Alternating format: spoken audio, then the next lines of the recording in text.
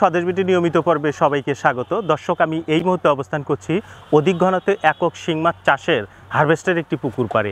আর এই একক শিং মাছ চাষটি করেছেন গাইবান্ধা জেলার পলাশবাড়ি উপজেলার প্রবীণ উদ্যোক্তা ভাই। উনি দীর্ঘদিন থেকে এই অধিক ঘনত্বে কই এবং শিং মাছ অত্যন্ত সফলতার সহিত উনি চাষাবাদ করে আসছেন। যে এখানে একক শিং মাছ চাষটি আজকে হারভেস্ট হচ্ছে, ইতিপূর্বেও কিন্তু এখান থেকে অনেক মাছ হারভেস্ট হয়েছে। আমরা তার কাছে জানবো যে এই একক শিং মাছ চাষটি কিভাবে করতে হয়, সেই সাথে একক শিং মাছ কিংবা একক কই মাছ চাষ করতে গেলে তার জাত অর্থাৎ মাছের জাতটা কেমন হবে, কোথা থেকে পোনা সংগ্রহ করবে বা রেণু সংগ্রহ করবে, কি জাতের রেণু পোনা হবে, আমরা একক কই এবং শিং মাছ চাষের মাছের জাত মান এবং হ্যাচারি এই রকম বিষয় নিয়ে আজকে বিস্তারিত তুলে ধরবো। আশা করি সম্পূর্ণ সময় আপনারা আমাদের সঙ্গেই থাকবেন। চলুন তাহলে আমরা এই অধিক ঘনত্বে শিং মাছ চাষের যে প্রবীণ উদ্যোক্তা ভাই তার সঙ্গে কথা বলি। আসুন আমার সাথে। আসসালামু আলাইকুম, ভালো আছেন? আপনি ভালো আছেন? ইনশাআল্লাহ ভালো আছি। মাছ ধরা নিয়ে ব্যস্ত আছেন নাকি? মাছ ধরা নিয়ে ব্যস্ত আছি, তাছাড়া মাছটা আমি হিসেব মিলাতে পারছি না। আচ্ছা, মাছটার মধ্যে যে পরিমাণ আমার লাভ বা বেনিফিট হওয়ার কথা ছিল ওটা না হয় তার বিপরীতটা হচ্ছে, লজ্জাচ্ছে। আমরা কিন্তু ইতিপূর্বে অনেক উদ্যোক্তাদের কাছে শুনেছি যে এই একক শিং মাছটা কিন্তু লাভ যতটা আমরা শুনি সেখানে কিন্তু রিস্কও একটা অনেক থাকে। আমরা আজকে আপনার এই লাভ লস এবং জাতমান নিয়েই কথা বলবো। অনেক দর্শকরা চেনে, নতুন দর্শকদের উদ্দেশ্যে যদি আপনার পরিচয়টা আরেকবার বলতেন। আমি মোহাম্মদ নজরুল ইসলাম, হ্যাঁ, একজন সামান্যতম খামারি। আমার ঠিকানা গাইবান্ধা উপজেলা পলাশবাড়ি, গ্রাম সাকোয়া। আচ্ছা বড় ভাই, আমরা তো ইতিপূর্বে আপনার এই একক কই এবং শিং মাছের বেশ কিছু প্রোগ্রাম করেছিলাম। তো আজকে যে পুকুরে আপনার শিং মাছ হারভেস্ট হচ্ছে এটা তো একক শিং মাছ। আচ্ছা, এটা কতদিন আগে আপনি কি দিয়েছিলেন, পোনা না রেণু? রেণু দিয়েছিলেন। রেণু দিয়েছিলেন। কত লিটার দিয়েছিলেন এটা? এখানে 7 লিটার দিয়েছিলেন। তাহলে এটা পুকুর কত শতক? এটা পুকুর পানিটা শুধু 40 শতক। আচ্ছা, সেক্ষেত্রে 7 লিটার কি বেশি হয়ে গেল না? হ্যাঁ, বেশি হয়েছিল। 5 লিটার দিলে হয়। আমি 7 লিটার দিয়েছিলাম যে যদি কিছু এখান থেকে পোনা বিক্রি করা যায়। আচ্ছা, পরে সবটাই রাখে দিলে তো পোনা বিক্রি করবো না, থাক। কিন্তু মাছটার সমস্যা হলে রেণুটা আমার ভালো ছিল না। কি ভালো ছিল না? মাছটা যে হাতের থেকে মাছটা নিয়েছি, এই মাছটা আমি ময়মনসিংহ মুক্তাগাছা থেকে নিয়ে এসেছিল। ব্রুটটা নিয়ে এসেছিল। আমাদেরকে আমন্ত্রণ করেছিল, আমরা দেখতে গিয়েছিলাম। ব্রুটটা ভালো, 8টা 10টায়। আচ্ছা, অনেক বড় ছিল। অনেক বড়।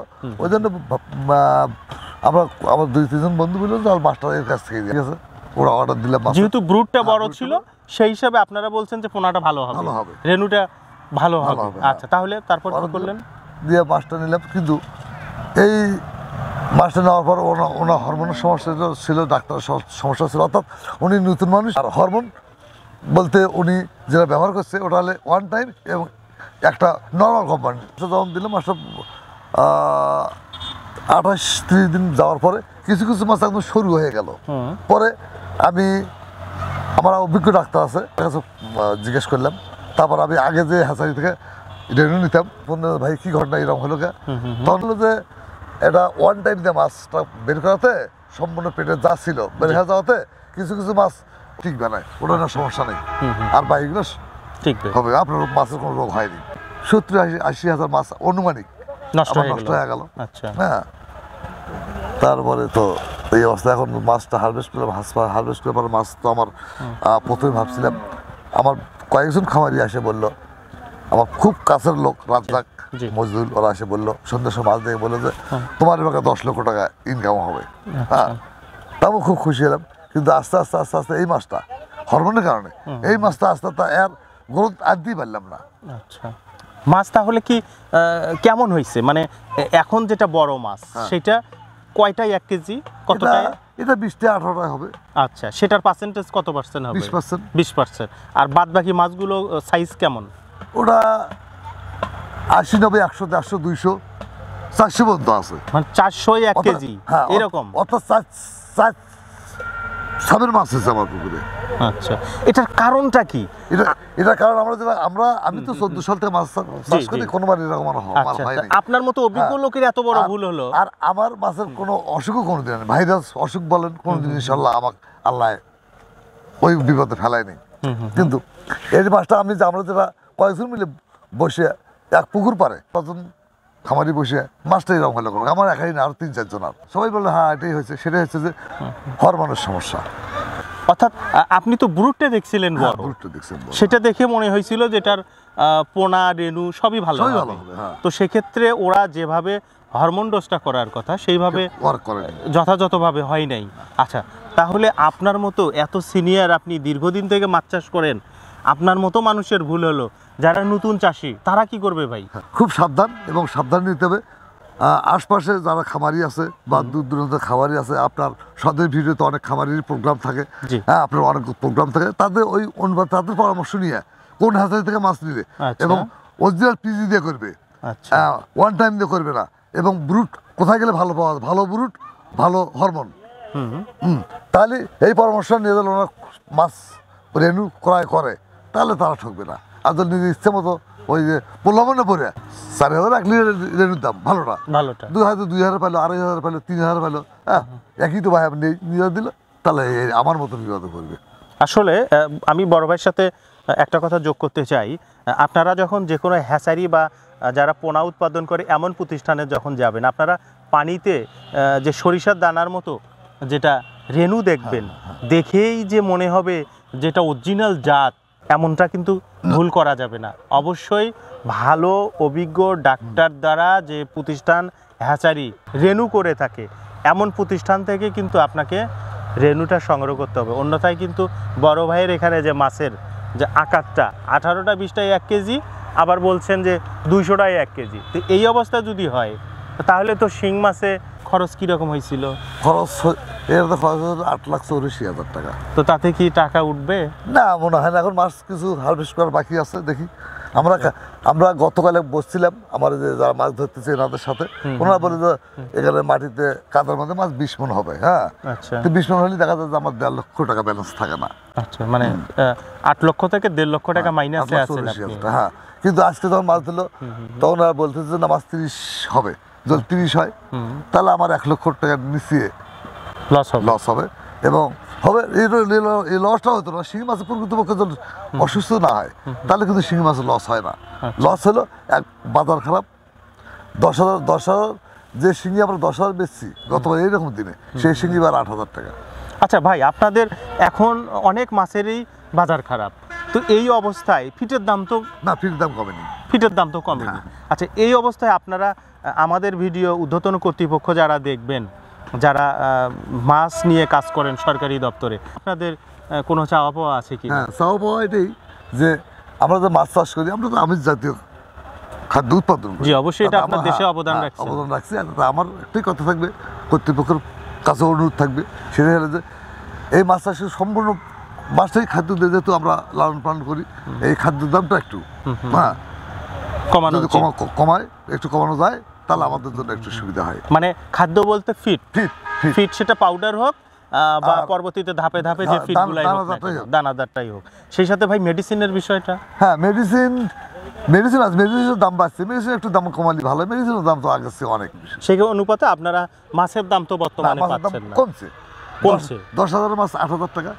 আচ্ছা, এটা আপনি তাহলে আমাদের মাছ রিলেটেড ঊর্ধ্বতন কর্তৃপক্ষের কাছে আপনি আবেদন করেন যে খাদ্য এবং মেডিসিনটা যদি দামটা কমে আসে, সেক্ষেত্রে মাছের দাম যেহেতু কম, তখন আপনারা অন্তত কিছু হলেও লাভবান হতে পারবে। আচ্ছা ভাই, আমরা আর একটু পুকুর নিয়ে কথা বলি ভাই। এই যে পুকুরে দেখছি ভাই কাদা খুঁড়ে, অনেক মাটি খুঁড়ে খুঁড়ে শিং মাছ বের করছে, এইটা কি কারণে ভাই? এটা শীতের সময় শিং মাছে গর্ত বেশি করে, গর্ত মধ্যে বেশি থাকে এবং গর্ত মধ্যে থাকতে বেশি পছন্দ করে। আচ্ছা, এইটা হচ্ছে ওই আপনি চোঙ্গা যাক বলা হয়, খাস বাংলা চোঙ্গা বলা হয়, পাইপ। আচ্ছা, পাইপের মতো প্রথমে এইরকম একটা সরু করে গর্ত করে 1 ফিট বা 1.5 ফিট নিচে একদম পাতিলের মতো হাড়ি করে, ওই হাড়ির মধ্যে মাছ আছে। এগুলি কোদাল, খন্তা, হ্যাঁ, তারপর বাঁশের দিয়ে এইভাবে খন্তা দিয়ে করতেছে, করতেছে। তার মানে এই মাছটা বাই করতেছে উপরে নরম কাদা, একেবারে শক্ত কাদায় চলে গেছে এরা। শিং মাছ কিভাবে খুললো ভাই এত জায়গায়? শিং মাছ করে, অন্য কোনো মাছ না করে, শুধু শিং মাছ। আচ্ছা, আপনার এত বিশাল পুকুর, এই পুকুরে যে আপনার এখানে আমাদের শ্রমিক ভাইয়েরা আছে, এনারা তো প্রচুর সময় লাগবে ভাই এভাবে মাটি ঘুরে ঘুরে মাছ বের করতে। যে মাছটা ছিল এটা আমরা ভাবছিলাম 2টার মধ্যে শেষ হয়ে যাবে, সেটা এরা সকাল 7টায় নামছে, এখন পর্যন্ত মাছ অর্ধেক পুকুরি হয়নি। তার মানে এখানে আপনার শ্রমিক খরচটাও একটা হ্যাঁ, বড় ব্যয়বহুল, জি। কারণ এত জায়গা জুড়ে এবং এত কষ্টসাধ্য মাছ এটা ধরা। এই পাশে খাই আছে, যে এই পাশে ধরে নাই, শুধু এইটুকু ধরছে, ওটা তো পুরেই আছে। আচ্ছা, তো ভাই সর্বশেষ আমার নতুন দর্শক যারা এই শিং মাছ কই মাছের এত লাভ দেখে বা মাছ চাষ মনে হয় অনেক সহজ মনে করে, তাদের উদ্দেশ্যে ভাই কি পরামর্শ দেবেন? তাদের উদ্দেশ্যে একটা কথা বলবো আমি, যে শিং মাছ কই মাছ চাষ করলে খুব সাবধান। হ্যাঁ, মাছের রেনুটা সংগ্রহ করতে হবে খুব ভালো, খুবই সুনাম যার হ্যাচারি থেকে। হ্যাঁ, যে মাছ নিয়ে কেউ কোনোদিন ঠকে নাই বা লস খায়নি, বা তার ব্রুড ভালো, তার হরমোন ভালো। হ্যাঁ, এটা আপনার স্বদেশ চ্যানেলও পাওয়া যাবে বা অন্য অন্য খামারি গাছও পাওয়া যাবে। আপনার যারা সাথে দেয় তাদের সাথে যোগাযোগ করলেই পাওয়া যাবে। যেখানে যেমন আমরা এবার লোকাল একটা হ্যাচারি থেকে মাছ নিয়ে ক্ষতিগ্রস্ত হলাম, কিন্তু গতবার আপনি অনেকগুলো, এই পুকুরে আমার অনেকগুলো টাকা বেনিফিট হয়েছে, সে ভিডিওটা আপনি করছিলেন। আচ্ছা, অর্থাৎ তাহলে কথা একটাই, প্রতিষ্ঠিত বিশ্বস্ত জায়গা, ভালো মানের রেনু নিতে হবে, কোনো প্রলোভনের উপরে নেওয়া যাবে না। কম দাম আমি অনেক পাচ্ছি দেখলাম এমনটা জায়গা থেকে নেওয়া যাবে না, যাতে সার্বক্ষণিক ডাক্তার দ্বারা পিজি দিয়ে রেনু করা হয়, এমনটা জায়গা থেকে নেবে ভাই। আপনাকে অনেক ধন্যবাদ। আমরা খুবই দুঃখিত এবং ভারাক্রান্ত যে আপনি এখানে প্রতি বছরেই আপনি লাভ করছিলেন কই শিং মাছ, সেই সফলতার কথাগুলো আমরা তুলে ধরছিলাম। এবার আপনি এত অভিজ্ঞ মানুষ, আপনার ব্যর্থতা কথা তুলে ধরা এটা আসলে আমার জন্য খুবই কষ্টসাধ্য বিষয়। তারপরও আমার দর্শকদেরকে সচেতনতার উদ্দেশ্যে আমি আজকে আপনার এই ভিডিওটা ধারণ করলাম। আমার বিশ্বাস আমার দর্শকরা এইরকম ভিডিও, সচেতনতামূলক ভিডিও দেখে তারাও উপকৃত হবে। যদিও আপনি ক্ষতিগ্রস্ত হয়েছেন, আমার দর্শকরা উপকৃত হবে। আপনার সুস্বাস্থ্য দীর্ঘায়ু কামনা করে পরবর্তীতে আপনি এখানে ভালো মাছ চাষ করেন, ভালো রেনু দিয়ে চাষ করেন, এই টাকাটা আপনি ইনশাল্লাহ আগামীতে উঠে আসবে। আমি পারবো, এই সেটটা দিয়ে করবো। আমি এরকম জায়গা থেকে রেনু নেবো না। রেনু আমার জায়গা আছে, আদমদিঘি হোক বা যশোর হোক। হ্যাঁ, এখান থেকে রেনু নিলে আমার এই যে ক্ষতিটা হলে এটা পুষে আসবে, 6 মাসের মধ্যে এটা পুষে আসবে ইনশাল্লাহ। ঠিক আছে, ভালো থাকবেন। আসসালামু আলাইকুম। দর্শক, আমরা আজকে এই গাইবান্ধা জেলার পলাশবাড়ি উপজেলা সাকুয়া গ্রামের প্রবীণ উদ্যোক্তার যে শিং মাছের হারভেস্টের ভিডিও আপনাদেরকে এখন আমরা দেখালাম। ইনি কিন্তু এই অধিক ঘনত্বে কই এবং শিং মাছ দীর্ঘদিন থেকে করে আসছে, সেখানে কিন্তু ওনার লসের কোনো ইতিহাস নাই। উনি প্রতিবারেই কিন্তু যথেষ্ট পরিমাণ লাভ করছেন। এবার শুধু রেনুর জাত এবং মানের কারণে উনি কিন্তু এবার ক্ষতির সম্মুখীন হচ্ছেন। তো সেক্ষেত্রে আপনারা অবশ্যই এই কই কিংবা শিং আপনারা চাষ করার আগে প্রতিষ্ঠিত প্রতিষ্ঠান, ভালো মানের জাতের রেনু নিয়ে আপনারা এই ধরনের মাছ চাষ বুঝে শুনে করবেন, তাহলে ইনশাল্লাহ আপনারা ক্ষতিগ্রস্ত হবেন না। তো সবাই ভালো থাকবেন, সুস্থ থাকবেন, স্বদেশ বিডি চ্যানেলের সাথেই থাকবেন। আল্লাহ হাফেজ।